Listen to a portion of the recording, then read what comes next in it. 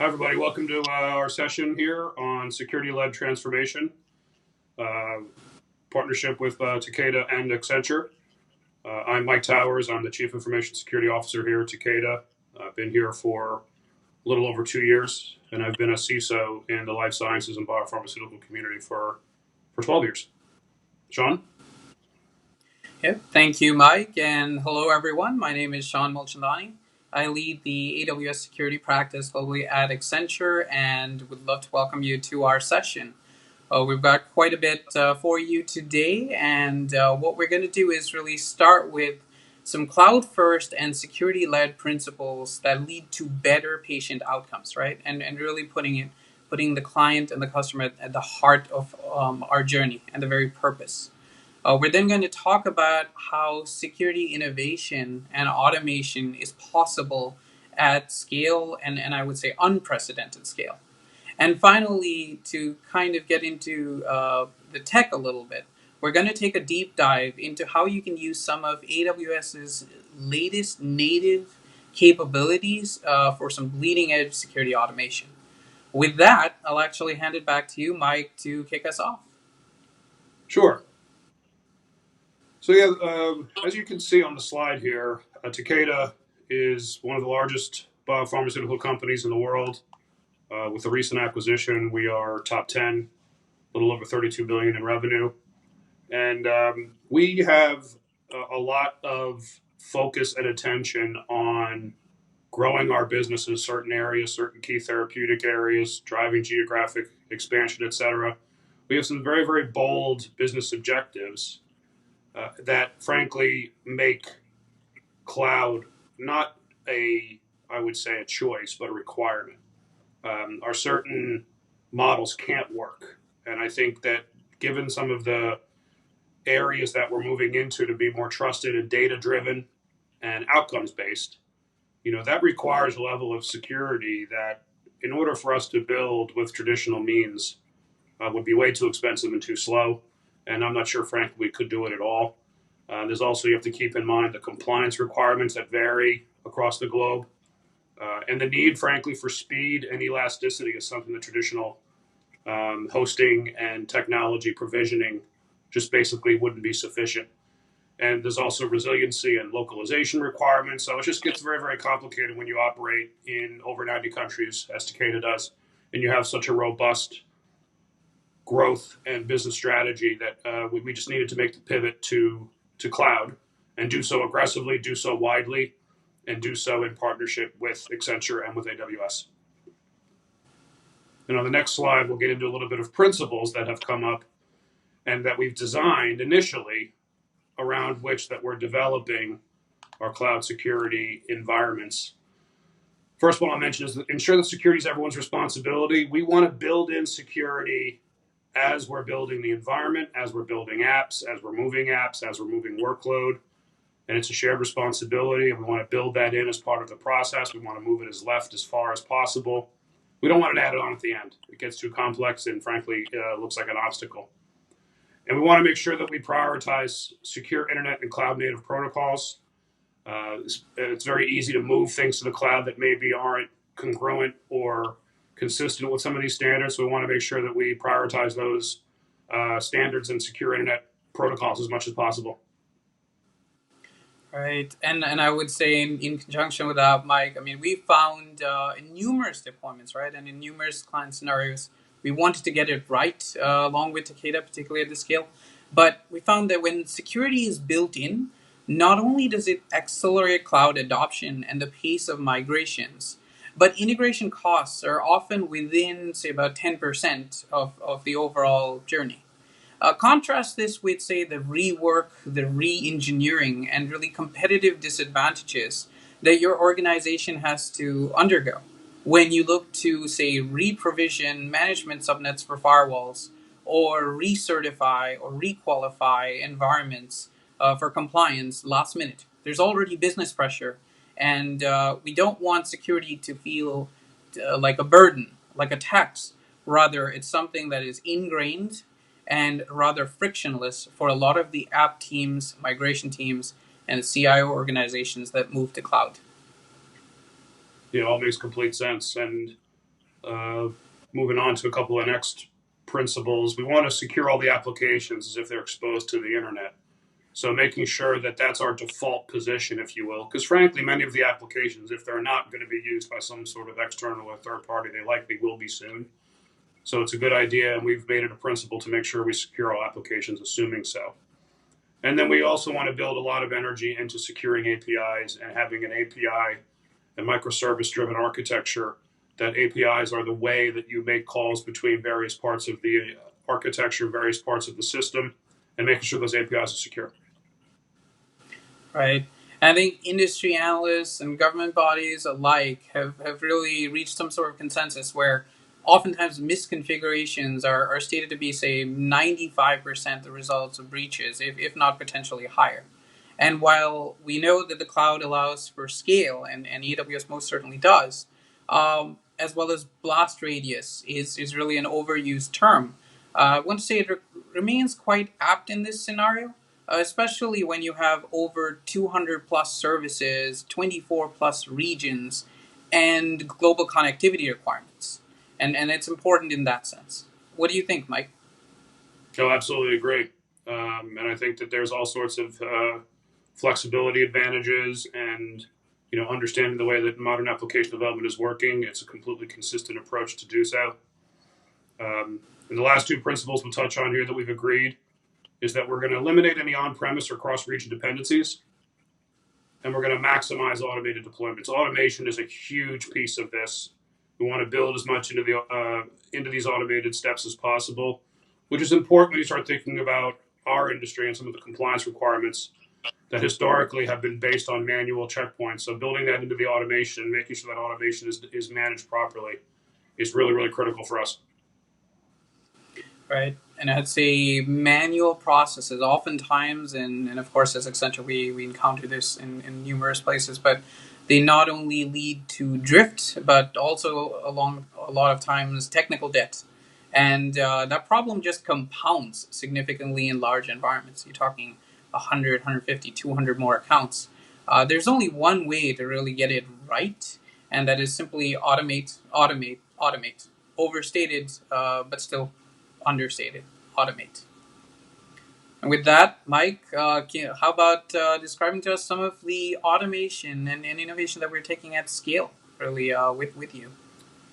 Yeah, this is an important slide that highlights how we are evolving into a digital ecosystem, and therefore needing the innovation automation at scale to support it. So it's very, very easy to think about your enterprise in terms of where you may operate, where you have sites, maybe where you have employees or even on-site contingent workers. But Takeda is aggressively marching down the path of being a real, true digital player. And frankly, the entire industry is migrating away from just being focused on treatments and whether or not a physician prescribes your medicine to an ongoing health management partner. And that could include the gathering of diagnostic data, it could include virtual clinical trials, it could include post launch care directly with patients and connectedness.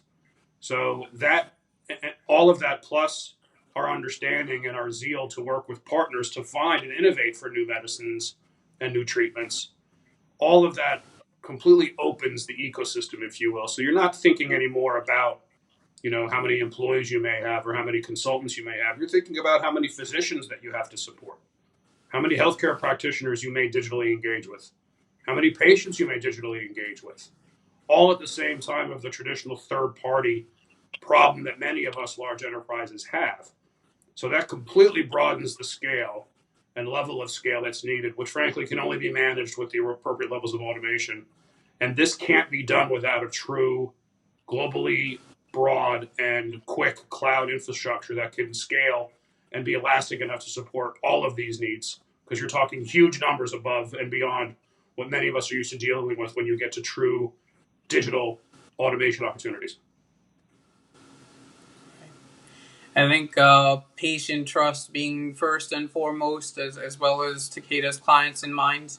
Also want to highlight, of course, safeguarding their IP, and as we help them in their journey.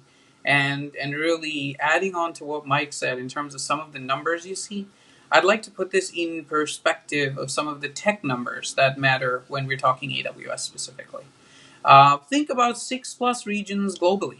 Think about 240, 250 or more hardened accounts where they need to be hardened from the start, and you need to make sure that they stay that way.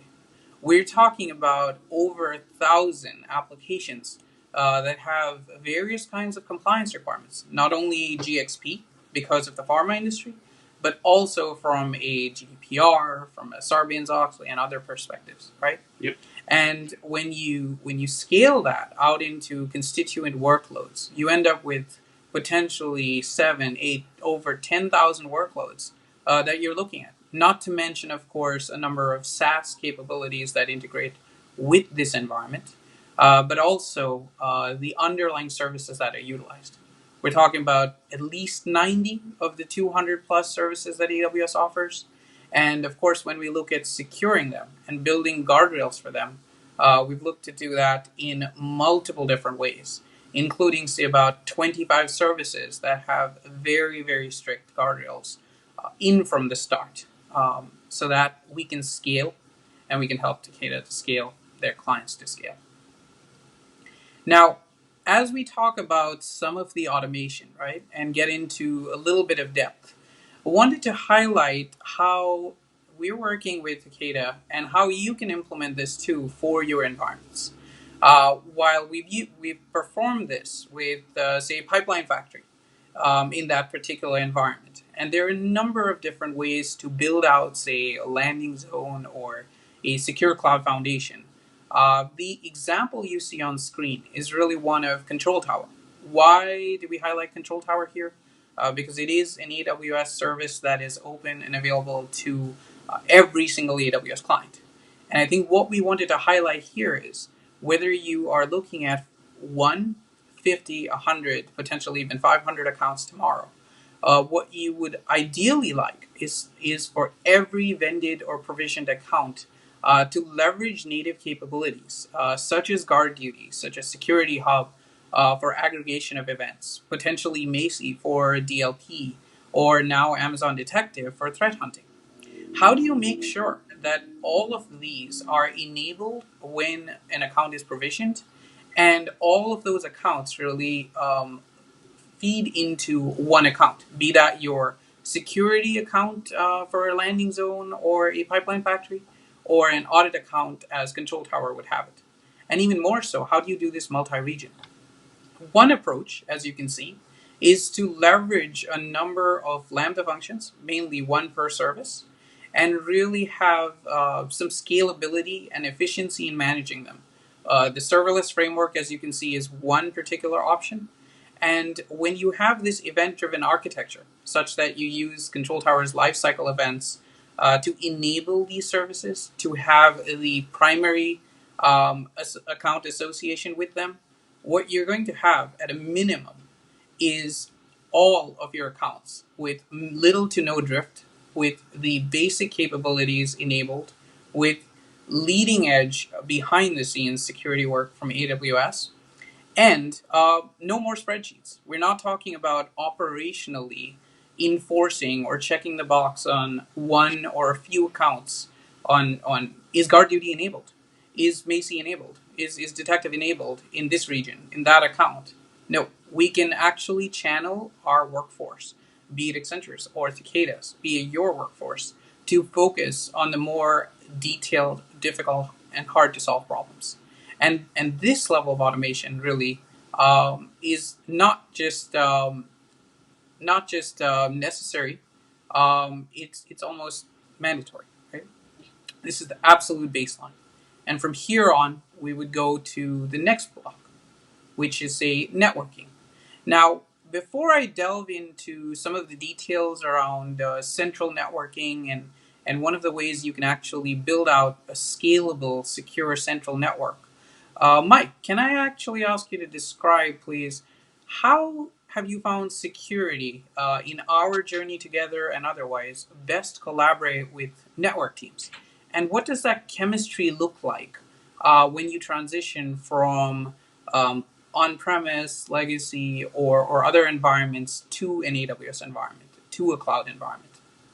Yeah, it definitely presents interesting challenges and obviously allows you to leverage a very, very powerful toolbox to do so. But it's also very, very important to realize more than ever that a strong collaboration and partnership with the security team and those who think from a security controls perspective, with the networking team and those that worry about things like routing and addressing, et cetera, that has to continue and that has to get even more deep because there's obviously the transitions and the interconnections within the cloud accounts that you're building.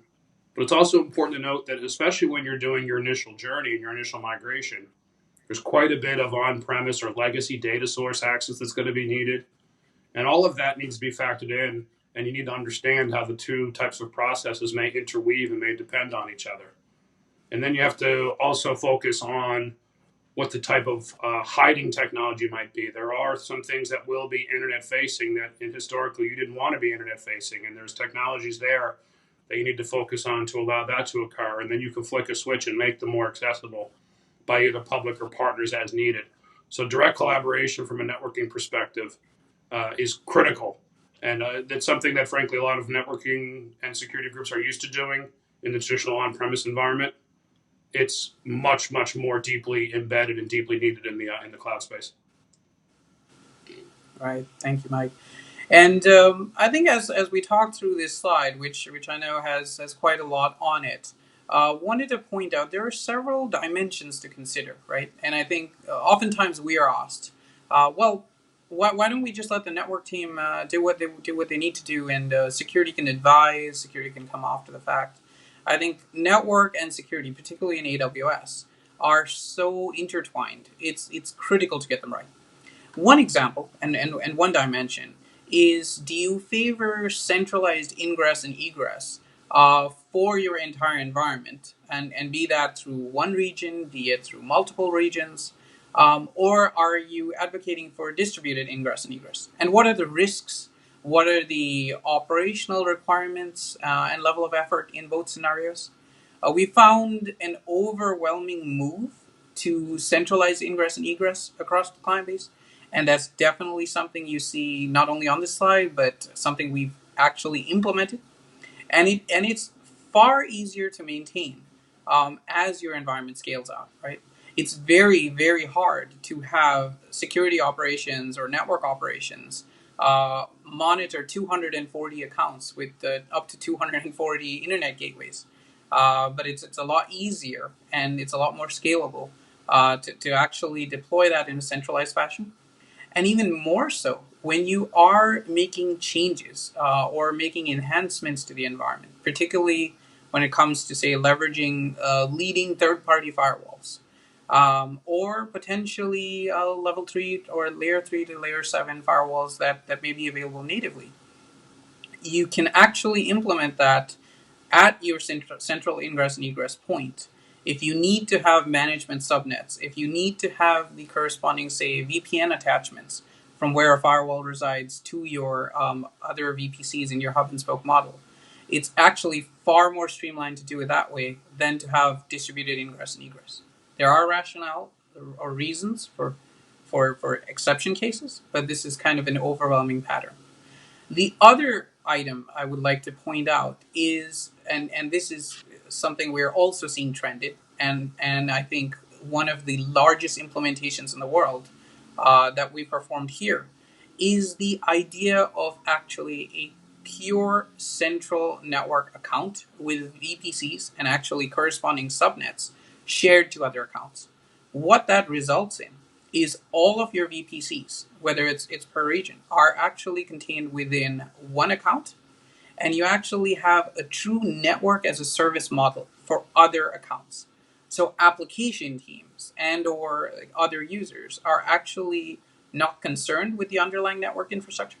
And when it comes to securing this network, be it a matter of security groups, be it a matter of orchestrating firewall rule changes, and more, or even IAM roles, permissions, federated access to the network account, there's simply fewer complications, fewer avenues for misconfiguration or overprivileged access, and overall a lot more security.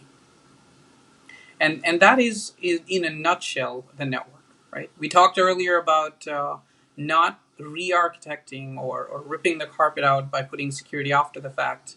You can also see there are management subnets, for example, for firewalls and other considerations that really need to be made upfront. Get security in early and do it right. Do it scalable. With that, we actually transition to our third topic within the deep dive, and that's the final one. It turns out to be on logging. Now, log aggregation, analysis, even retention for compliance requirements, be it for GXP or in your cases, potentially for HIPAA requirements, potentially IRS Publication 1075, if you're a financial services, and more. All of them have retention requirements, right? And the data deluge is very, very real. I'll get more into this in just a minute, but Mike, would you like to provide an overview of some of this data deluge, the new sources, and really some of the considerations we have to undertake for logging and analysis at scale? Yeah, thanks, Sean. I think any CISO would tell you, and I've been doing this long enough to know this for a fact, that the more data that you have from a visibility perspective, the better. And even if you're not comfortable that you have all of the necessary controls tightened, at least if you have the necessary visibility and awareness, you can do an appropriate level of aggregation, you can do an appropriate level of correlation, you can do maybe some simple signatures, or you can do some more complex algorithms. But visibility is obviously key, especially in an environment that may be new to some people when they're migrating and leveraging some of these new tools. The challenge and the caution that I would give everybody here is make sure that you plan in advance for an increase in log volume that you've probably not ever seen before. I mean, with great power comes great visibility, and these AWS tools and these AWS products generate a ton of visibility data, which of course is useful. Any data scientist would tell you that efficacy of analytics improves when you have more data, but it is something that you have to plan for because the volume and scale is something that is frankly nothing like you'll see in on-premise or traditional systems.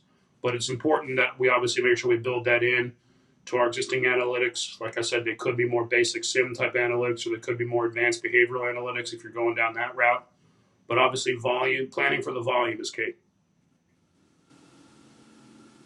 Right. I think, as Mike mentioned, the volume is definitely takes a number of clients by surprise. I would say one of the things I'd like to think we got right together was not only anticipating the number of sources and the volume. So you see some of the sources on screen, right? When it comes to Guard Duty, Security Hub, a couple of other capabilities that are utilized. A lot of those are regional. Multiply those, of course, by the 6 regions that we have. And in addition to this, of course, you want to analyze S3 access logs or CloudFront logs, and there are a number of other services, potentially about 15 on average. How can you actually aggregate all of this from your 200 plus accounts into one? How do you make sure you satisfy data retention requirements?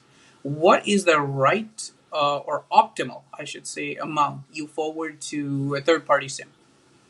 These are some of the questions that we worked through the answers that were best suited for our environment. That was about 240 plus accounts, as we mentioned.